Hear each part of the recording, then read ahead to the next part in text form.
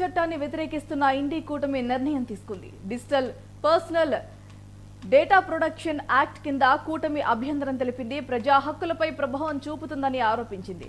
తమ అభ్యంతరాలపై చర్యలు తీసుకోవాలని కేంద్ర మంత్రి అశ్విని వైష్ణవ్ కి ఇండి కూటమి లేఖ రాసింది. సెక్షన్ 44 8J సమాచార హక్కు చట్టానికి విఘాతం కలిగించేలా ఉందని ఆరోపించింది. పార్లమెంట్లో చర్చ జరపకుండా రాజ్యాంగాన్ని, ప్రజాస్వామ్యాన్ని అపహాస్యం చేస్తున్నారు అంటూ ఇండి కూటమి మండిపడింది.